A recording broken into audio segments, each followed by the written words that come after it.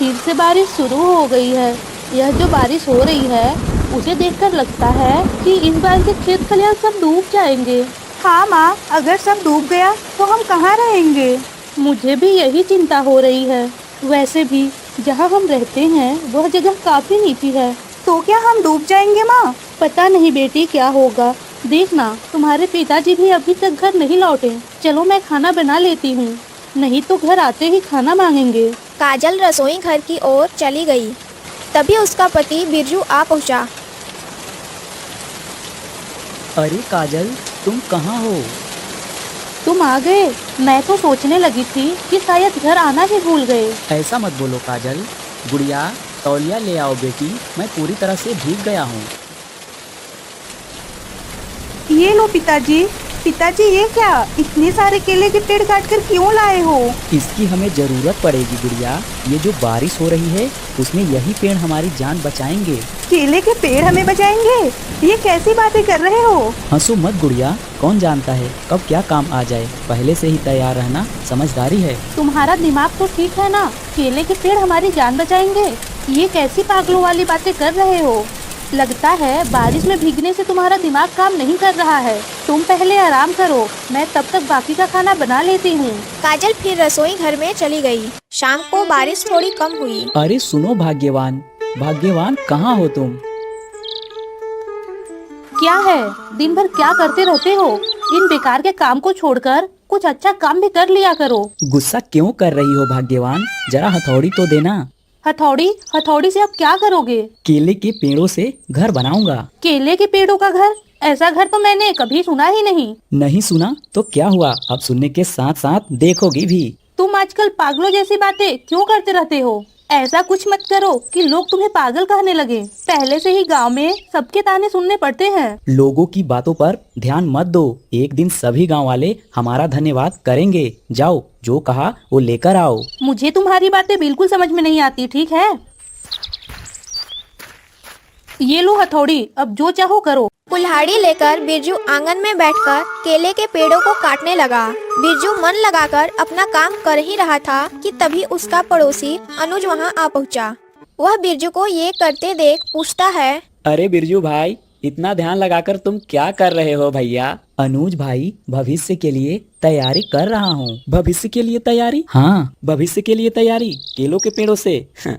आखिर ये सब क्या कर रहे हो? इससे भविष्य के लिए आखिर कैसी तैयारी होगी? अनुज भाई, इन केलों के पेड़ों से एक घर बनाने की कोशिश कर रहा हूँ। अरे क्यों मजाक कर रहे हो बिरजू भाई? हंसाओ मत। केले का पेड़ का घर ये किस काम आएगा? क्या तुम अब केले के घर में जीवन बिताओगे तो इस घर का क्या करोगे भैया? हंसो मत भाई, कौन जानता है, क्या पता तुम एक दिन मुझसे मदद मांगने आओ। अरे नहीं नहीं बिरजू भाई, इतना बुरा दिन मेरा कभी नहीं आएगा। एक बात बताओ, इस घर का तुम करोगे क्या? घर का क्या करना है, घर में रहूंगा। अरे सच में बिरजू भाई, तुम्हें सब गांव वाले पहले से ही बेवकूफ समझते हैं, लेकिन तुम्हारे इस काम को देखकर पागल ही बोलेंगे। तुम करो ये पागलों वाली काम, मैं तो चलता हूँ, मुझे बहुत काम है। अनुज हंसते हंसते वहां से चला जाता है। लेकिन बिरजू ने उसकी बातों पर ध्यान नहीं दिया और वह अपना काम करता रहा। अगली सुबह जब काजल बाहर गई तो अनुज की पत्नी सीमा से मिली। काजल भाभी, सुबह सुबह इस तरफ कैसे आना हुआ? इस तरफ बहुत सारे कच्चू के पत्ते हैं, वही तोड़कर ले जाने आई हूँ। ये तो अच्छी बात है काजल भाभी, लेकिन सुना है कि तुम लोग अब केले के पेड़ों के घर में रहोगे। क्या केले के पेड़ों के घर में रहेंगे? ये सब तुम्हें किसने बोला? सारा गांव जानता है, लेकिन तुम्हें नहीं पता। सब बिरजू भैया के केले के घर की बात पर हंस रहे हैं। क्या बिरजू भैया पागल हो गए हैं क्या? देखो सीमा, मेरे पति के बारे में कुछ मत कहना। वो जो भी करते हैं हमारे भलाई के लिए करते हैं। अगर तुम लोग उन पर हंसोगे तो अच्छा नहीं होगा। मैंने क्या बोल दिया ऐसा? गांव के लोग जो बोल रहे हैं वही तो मैंने बताया। लेकिन भाभी, इस तरह के काम से तो लोग हंसी उड़ाएंगे ही। मुझे तुमसे बात करके समय बर्बाद करने में कोई फायदा नहीं। मैं चलती हूँ। इतना कहकर सीमा वहाँ से चली जाती है और काजल भी गुस्से में घर लौटी।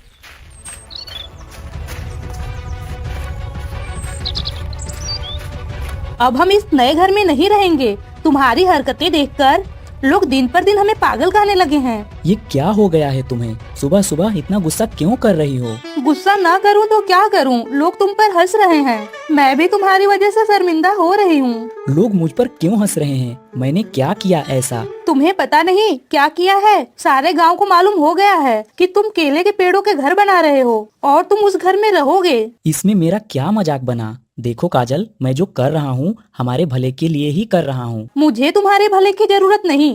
कल मैं अपने मायके जा रही हूँ। देखो, हमें इस घर की कोई जरूरत नहीं है। तुम केले का घर बनाना बंद करो। अब से तुम ये घर नहीं बनाओगे, बस। काजल, तुम्हारा जो इच्छा करे तुम वो करो। घर तो मैं बनाकर ही रहूँगा। काजल गुस्सा होकर घर में चली जाती है और बिरजू फिर से घर बनाने में लग जाता है। बिरजू घर बना ही रहा था कि फिर से तेज बारिश शुरू हो जाती है।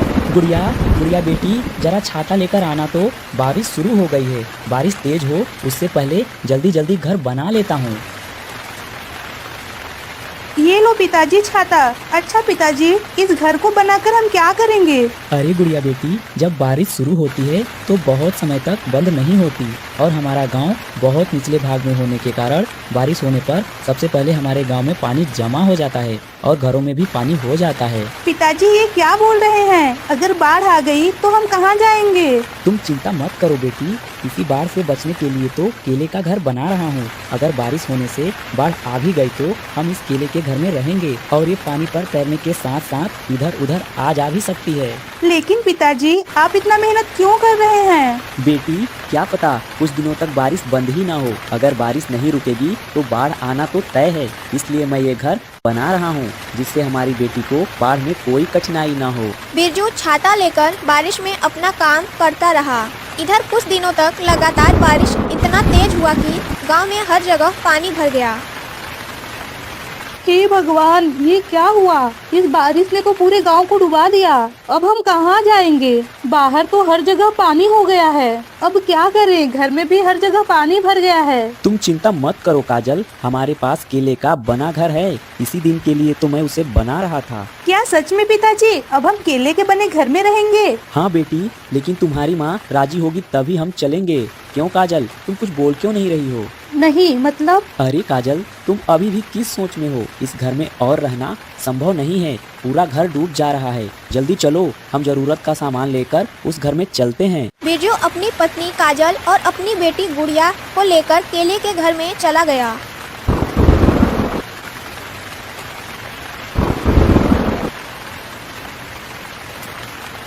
और दूसरी तरफ गांव वाले बाढ़ में परेशान हो रहे थे। ये क्या हुआ जी? इस बारिश से तो हमारा घर ही डूब गया। आप कुछ बोल क्यों नहीं रहे हैं? क्या हम इसी पानी में ही डूब कर मरेंगे? सीमा, तुम मुझे क्यों सुना रही हो? सारे गांव का तो यही हाल है। थोड़ा सब्र करो सीमा, बारिश बंद हो जाएगी। ये बारिश कम होने वाली नहीं है। कल मैंने बहुत से गांव वालों को उनका घर बार छोड़कर दूसरे गांव जाते हुए देखा। चलो हम भी ये घर छोड़कर हमारी माँ के गांव चलते हैं। ऐसा नहीं बोलो सीमा, हम ये छोड़कर कहाँ जाएंगे? तुम थोड़ा सब्र करो, मैं देखता हूँ क्या कर सकता हूँ। अनुज अपने घर से बाहर बाढ़ से बचने का रास्ता ढूंढने जाता है। अरे ये क्या देख रहा हूँ? ये तो केले का पेड़ का घर है। लगता है ये बिरजू भाई का ही केले का पेड़ का घर है। चलकर देखता हूँ। बिरजू भाई, अरे ओ बिरजू भाई। अरे अनुज भाई, तुम जल्दी से यहाँ अंदर आ जाओ। नहीं मतलब अनुज भाई, आपने तो केले के पेड़ों के घर के बारे में केवल सुना है। एक बार अंदर आकर भी देख लो कैसा होता है।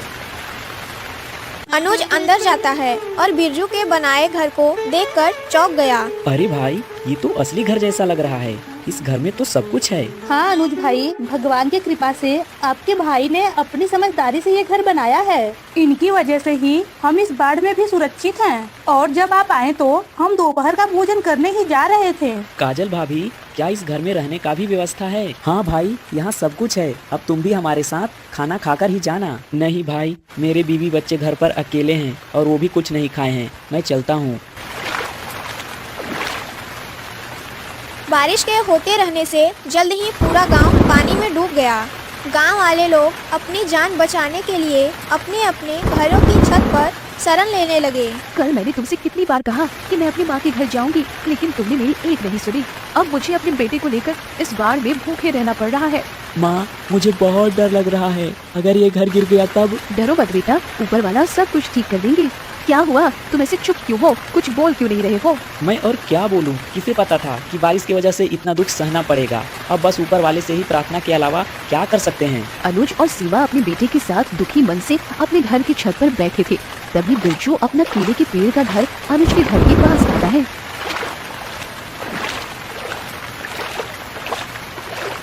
अनुज भाई, अरे ओ अनुज भाई, ऊपर क्या कर रहे हो? जल्दी जल्दी सब यहाँ आ जाओ। देखो सीमा, ऊपर वाले ने हमारी सुन ली, बिरजू भाई को हमारे पास भेज दिया। जल्दी चलो, बिरजू भाई के केले के घर में चलते हैं। लेकिन लेकिन मत करो, इस समय हमारे पास इसके अलावा कोई उपाय नहीं है। अनुज और उसके परिवार ने भी केले के घर में शरण ले ली। सच में बिरजू भाई, तुम न होते तो हम सब इस बाढ़ के पानी में डूबकर मर जाते। बिरजू भाई, आपका बहुत बहुत धन्यवाद। ऐसा मत बोलो भाई, इंसान ही इंसान के काम आता है। अनुज ने अपने किए पर पछतावा किया और बिरजू से माफी मांगी।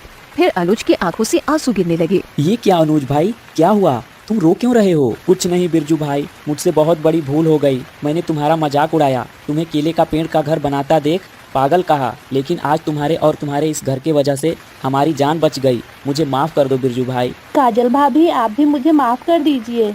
मैंने भी आपका उस दिन बहुत मजाक बनाया था। भाई, इन बातों को भूल जाओ, चलो गांव वालों की मदद करें। बिरजू और अनुज ने मिलकर सभी गांव वालों को केले के घर में शरण दी। गांव वाले बिरजू के इस काम से बेहद प्रभावित हुए।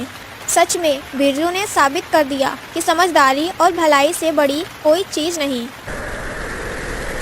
हे भगवान, मुझे बचाओ, कोई है, बचाओ मुझे।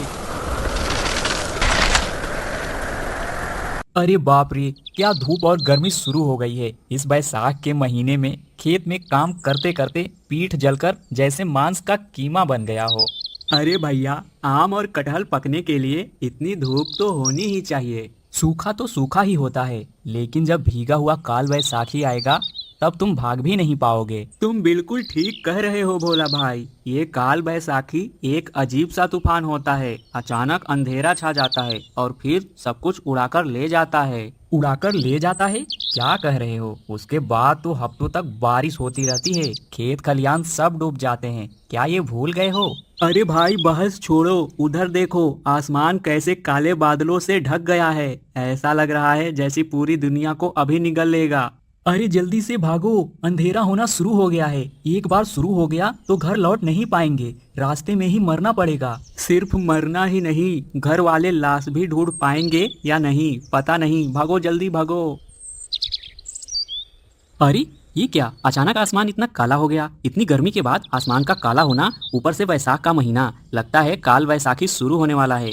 देर नहीं कर सकता, जल्दी से बाहर की सारी चीजें दुकान के अंदर ले आऊं। भाई, तू आंगन में खड़े होकर आसमान में ऐसे क्यों देख रहा है? अरे आसमान की तरफ देखो, आसमान में अचानक अंधेरा हो रहा है। सही कह रहे हो भाई, अभी थोड़ी देर पहले तो धूप थी, अब अचानक इतना अंधेरा हो गया। ये क्यों हो रहा है? ऐसा लग रहा है जैसे अभी रात हो जाएगी। तूफान आएगा, काल वैसाखी तूफान। तुमने देखा है कभी? नहीं भाई, मैंने कभी नहीं देखा। तुमने देखा है? हाँ देखा है। देखोगी कितना भयानक होता है। मुझे बेवकूफ बना रहे हो ना? अभी थोड़ी देर पहले इतनी धूप थी और अब तूफान होगा। पागल हो क्या भाई? मैं तुम्हारी ये बातें नहीं मानने वाली। तू मान मत गुड़िया, थोड़ी देर बाद खुद ही देख लेना। देखो, हवा चलनी शुरू हो गई है। देख रही हो कैसी ठंडी हवा लग रही है। थोड़ी दूर पर तूफान और बारिश शुरू हो गई है और वो अब हमारी तरफ आ रही है। बस अब हमारे यहाँ भी शुरू होने वाली है। देखो, शुरू हो गया। अरे सोनू, गुड़िया, तुम्हें डर नहीं लग रहा है क्या? जल्दी से घर के अंदर आओ। बोल रही हूँ, इस हवा के साथ कितने शैतान घूमते हैं, जानते हो? ये सब कुछ उड़ा ले जाएंगे। जल्दी से अंदर आओ। अरे ये बच्चे समझते क्यों नहीं? देखो तो तूफान शुरू हो गया है।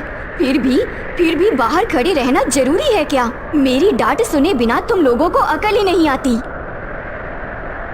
मैंने तो कभी काल वैसाखी नहीं देखा, इसीलिए देख रही थी माँ। तुम गुस्सा मत करो। अब सुनो इसकी बात।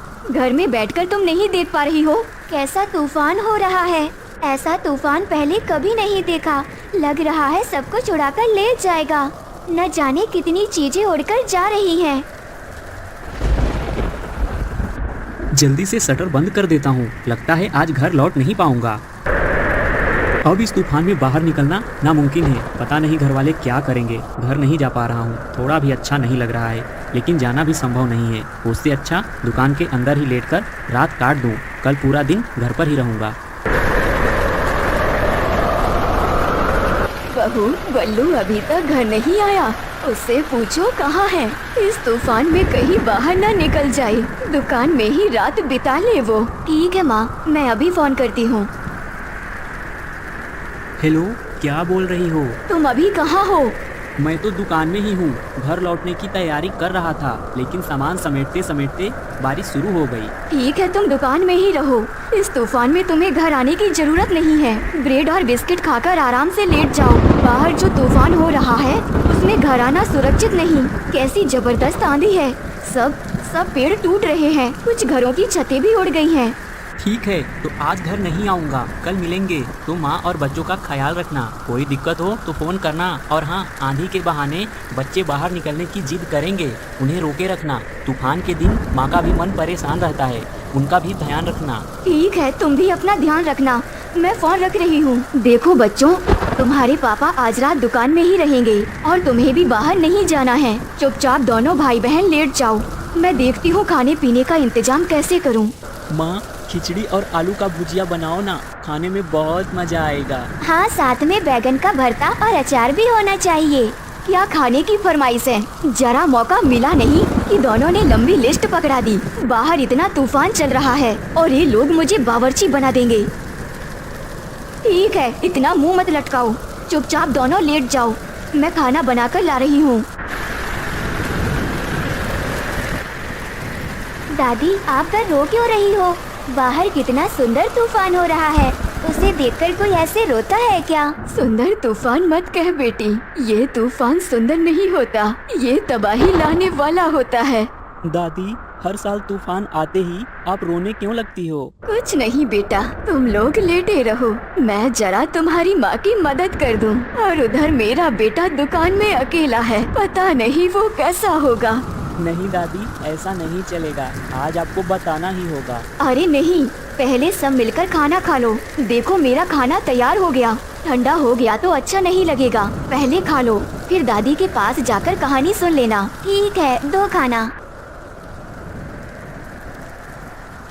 खाते खाते मेरा मन बड़ा बेचैन हो रहा है। इस तूफान की आवाज बिल्कुल अच्छी नहीं लग रही। उधर मेरा बेटा बाहर है। खाते समय ऐसे मत सोचिए माँ, आपका बेटा दुकान के अंदर सुरक्षित है। उन्होंने मुझसे बात की थी। आप खाना खा लो। बाहर लगता है कि तूफान और रफ्तार से बढ़ रही है। दुकान हिल हिल कर कांप रही है। ऐसा लग रहा है जैसे दुकान उड़कर चली जाएगी। घर ना जाकर क्या मैंने गलती कर दी? अरे ये क्या, दुकान और भी जोर से हिल रही है। लग रहा है जमीन से उखड़कर जा रही है दुकान। हे भगवान, मुझे बचाओ, कोई है, बचाओ मुझे।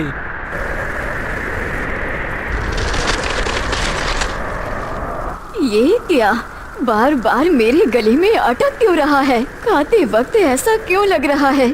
बहू, तुम बबलू को फोन करो। आपका बेटा अभी सो रहा होगा, उनको फोन करके परेशान करना सही नहीं होगा। इस तूफान में अगर एक बार नींद खुल गई तो फिर से सो नहीं पाएंगे वो। आप बेवजह इतनी चिंता कर रही हैं। उधर तो वो खर्राटे लेकर सो रहे होंगे। खाना खत्म, अब चलो कहानी सुनाओ। इस तूफान वाले दिन कहानी सुनने का मजा ही कुछ अलग होता है। कहानी नहीं, ये तो सच्ची घटना है, मेरे जीवन की घटना। सुनो तो सही। उस वक्त मेरा भरा पूरा घर था, 2 बेटे 1 बेटी। तुम्हारी वो बुआ का नाम था पिंकी, जितनी सुंदर थी उतनी ही गुड़ी। तुम्हारे पापा तब 1 साल के थे और तुम्हारे चाचा का नाम था संगम, उम्र थी 8 साल। मेरा बहुत सुखी परिवार था, किसी चीज की कमी नहीं थी। उस दिन भी ऐसा ही बैसाख का दिन था। तुम्हारे दादा नदी के पार धान बेचने गए थे। ऐसे बारिश और तूफान के दिन में नदी पार जाकर धान बेचने की क्या जरूरत थी? 1-2 दिन बाद भी तो कर सकते थे। लेकिन तब तक धान की कीमत गिर जाएगी। तुम चिंता मत करो, मैं जल्दी बेचकर लौट आऊंगा। अब तो तुम बोल रहे हो, लेकिन अगर बारिश और तूफान शुरू हो गया तो? अगर ऐसा हुआ तो मैं नहीं लौटूंगा, वहीं नदी पार रुक जाऊंगा। तुम बच्चों को संभाल कर रखना और अगर डर लगे तो पड़ोस के घर चले जाना। ठीक है, लेकिन जल्दी लौटने की कोशिश करना। चलो बच्चों, घर चलो।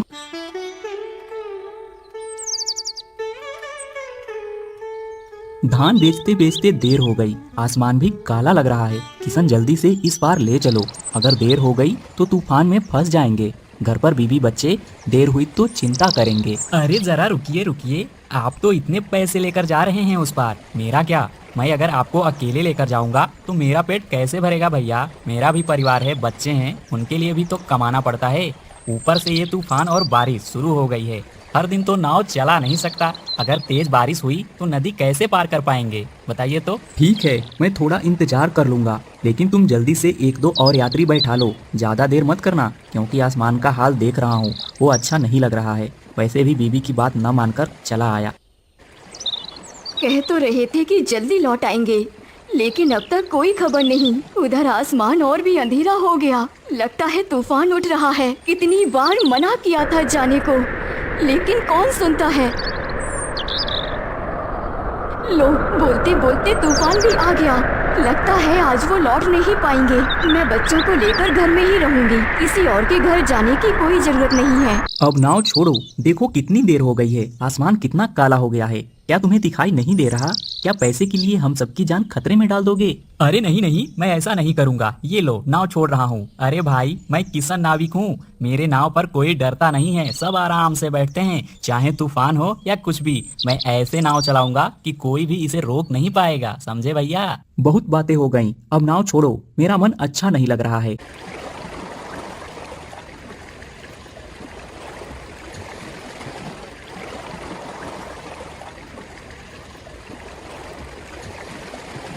लो, नाव छोड़ते ही तेज हवा शुरू हो गई। वो माझी, नाव किनारे लगा दो जल्दी, देखो तूफान उठेगा, सब डूब मरेंगे। अरे नहीं नहीं, कुछ नहीं होगा भैया, इतनी सी आंधी मेरे नाव का कुछ नहीं बिगाड़ सकती। इससे भी बड़े बड़े तूफानों में मैंने नाव चलाई है।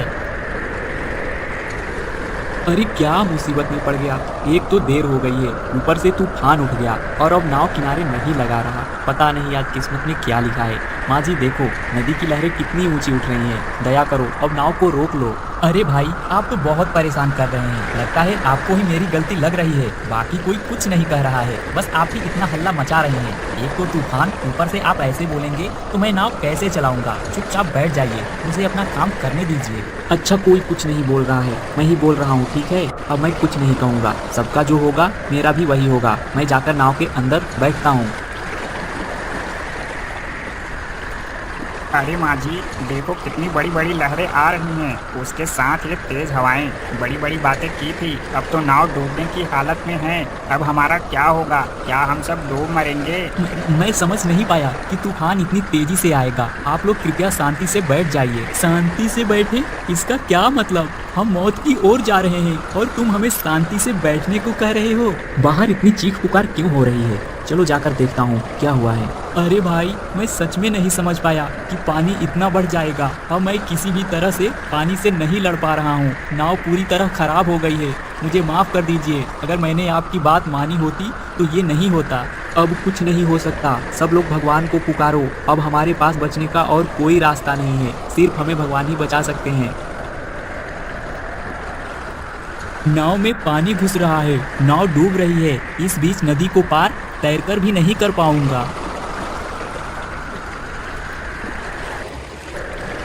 हे भगवान, मेरी पत्नी और बच्चों की देखभाल करना। नाव तो डूब गई, एक आखिरी कोशिश करता हूँ तैरकर किनारे पहुँचने की। ये बड़ी लहरें और हवाएं, नहीं कर पा रहा हूँ, खुद को भी नहीं बचा सका।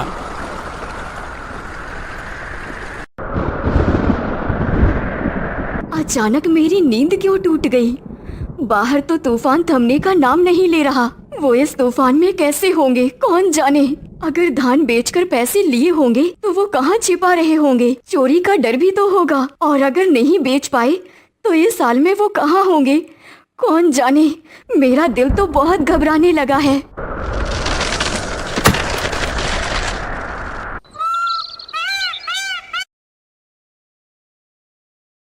कृपया उनको खबर भिजवा दो, मेरे दोनों बच्चे मर गए।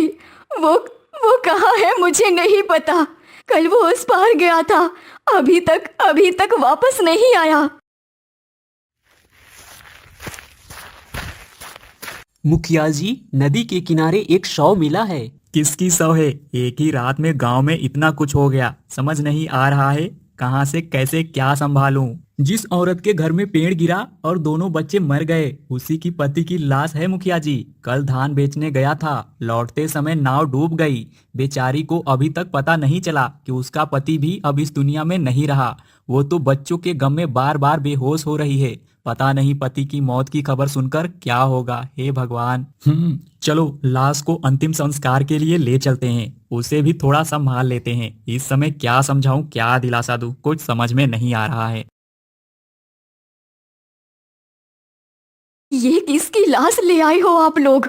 मेरे घर में क्या लाशों की कमी थी जो और एक लाश ले आए? अब और मत रो बहन, मजबूत बनो। मैं समझ सकता हूँ तुम्हारे दिल की हालत क्या है, लेकिन किस्मत को मानना ही पड़ेगा। तुम्हारे पति कल रात नाव डूबने में मारे गए। क्या कह रहे हो मुखिया जी? अब मैं कैसे जीऊंगी? सर्वनाश कर दिया इस आंधी ने।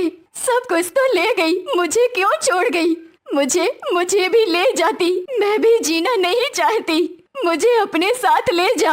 पागलपन मत करो, तुम्हारा एक बेटा अभी भी जिंदा है। उसके लिए तुम्हें जीना होगा, तुम्हें मजबूत बनना होगा, उसे एक अच्छा इंसान बनाना होगा। अगर तुम नहीं रहोगी तो उसे कौन संभालेगा? हाँ, मैं रहूंगी, उसके लिए रहूंगी। उसे ये सर्वनाशी आंधी के हवाले नहीं करूंगी। मैं उसे अपनी गोद में लेकर पालूंगी। इस तरह उस दिन मेरा घर उजड़ गया।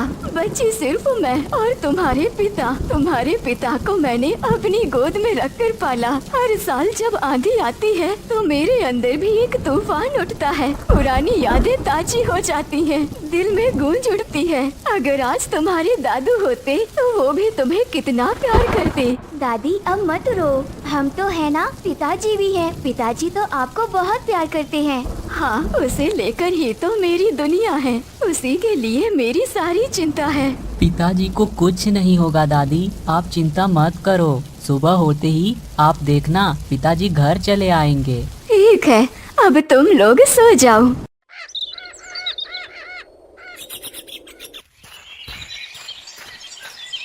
बल्लू भाई जल्दी बाहर आओ। कहाँ हो तुम? वहाँ तुम्हारा सब कुछ उजड़ गया, इस ओर तुम्हारा कोई पता नहीं चल रहा है। ओ बल्लू भाई। वो घर में नहीं है, क्या हुआ मुझे बताइए। वो लौटे तो मैं बता दूंगी। अरे कल रात की आंधी में बल्लू भाई की दुकान उड़ गई। दुकान का कोई नामो निशान नहीं है। अब आप लोगों को भी कुछ नहीं पता? क्या कह रहे हो? कल तो वो दुकान में ही थे। माँ, मेरा सब कुछ लुट गया। वो कहाँ है अब? माँ जरा इस ओर आओ, देखो ये लोग क्या कह रहे हैं। आप मत रोइए, मैं अभी खोजने जा रहा हूँ बल्लू भाई को। क्या हुआ? किसे खोजने जाओगे? अरे अम्मा, बल्लू भाई की दुकान उड़ गई। वो दुकान में ही थे शायद, ये खबर देने आया था। क्या कह रहे हो? मेरा बेटा कहाँ है? जल्दी उसे ढूंढ कर लाओ। हे भगवान, मेरा बेटा मुझे वापस कर दो, उसे मुझसे मत छीनो।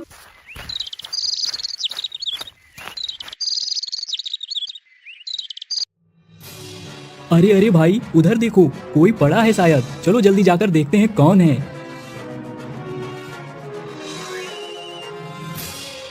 अरे ये तो बल्लू भाई हैं। ओहो हो, कम से कम लाश मिल गई। मैं तो उम्मीद ही छोड़ चुका था। बिना कुछ बोले ले चलो। ओ सर्वनाश कर देने वाली आंधी, तूने मेरा आखिरी सहारा भी छीन लिया। मेरा एक ही तो बेटा बच्चा था, तूने उसे भी ले लिया। अगर तू मुझे ले जाती तो अच्छा था। तूने तो बच्चों को अनाथ कर दिया। इस आंधी ने मुझे भी आपकी तरह बेसहारा बना दिया। माँ, मेरे बच्चों के सिर से भी पिता का साया चला गया। आप सही कहती थी दादी, ये आंधी सुंदर नहीं है, ये सर्वनाशी काल बैसाखी है। हमारे नए वीडियो सबसे पहले पाने के लिए हमारे चैनल को सब्सक्राइब करिए और हमारे साथ जुड़े रहिए। आपका धन्यवाद।